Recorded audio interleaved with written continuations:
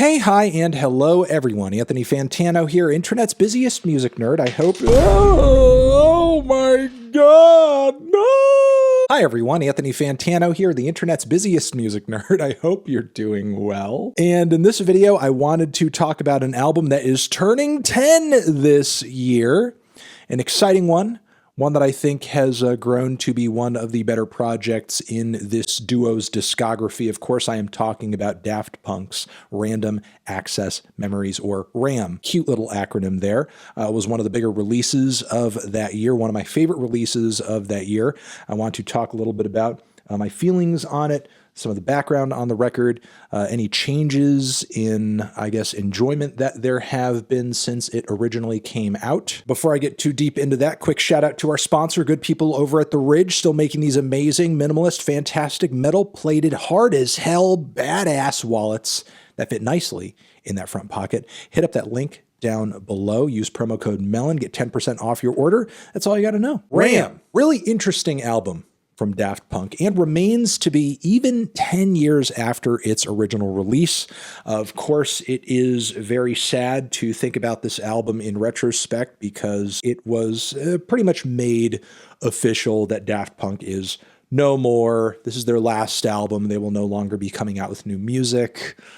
But I suppose if the duo was going to do a send-off, Random Access Memories was quite the final album to do it with. Because this record is a lot of things, but most importantly, it is a celebration of music. It is two men's love for music, specifically the music that inspired classics such as Homework and Discovery. So of course, given that makeup, this album is going to feel a little bit like a throwback. It is going to be quite nostalgic because there are a lot of touches of disco on this record, early electro on this record, very clean and pristine funk and dance music. You also have the super theatrical and grand touch featuring Paul Williams. Some songs such as Contact and Motherboard having a very kind of progressive synth odyssey quality to them as well, where they're just on this linear track, growing and building and growing and building in this super cinematic way. And even though many of the cuts on this thing do have like an old school soul to them,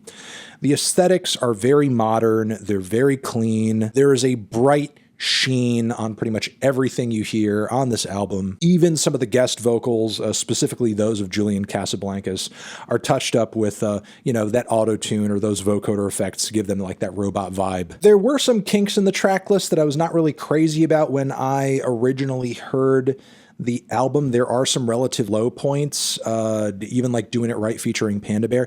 Doing it right. Even those have actually kind of grown on me a little bit over the years. I enjoy that track a lot more than I did when I originally heard it. I think even the way Julian Casablancas' vocals were treated on Instant Crush has grown on me since this thing originally came out. I think the only moment on the album that really kind of stuck out to me as being very sour and very awkward still to this day was Pharrell Williams' falsetto harmony vocals on Lose Yourself to Dance, which don't sound great, especially when layered up, and they were just kind of mixed on top of each other in this really aggressive way that kind of just swallows the entire instrumental and sounds terrible. But yeah, outside of that, there's not really a whole lot about the album musically and sonically that I think has aged all that badly. I think the duo has made something, or did make something on this record, that was just very clean, very timeless. Maybe you could argue that some of the production feels maybe a bit too spotless, pristine, or sanitary at points, but it's still rich, it's still colorful, it's still groovin', and the whole record still feels like a theater of the mind piece, just celebrating everything that makes these two passionate about music in general, which, I mean, I think is kind of a bounce back from the very brittle and somewhat lackluster Human After All. Regardless of your feelings on that album, I think that is proving to be less and less of a hot take as the years draw on. But yeah, there's just really a nice array of cuts on here, some of which are very straightforward and catchy and hard-hitting. Of course, everybody remembers the hit single Get Lucky.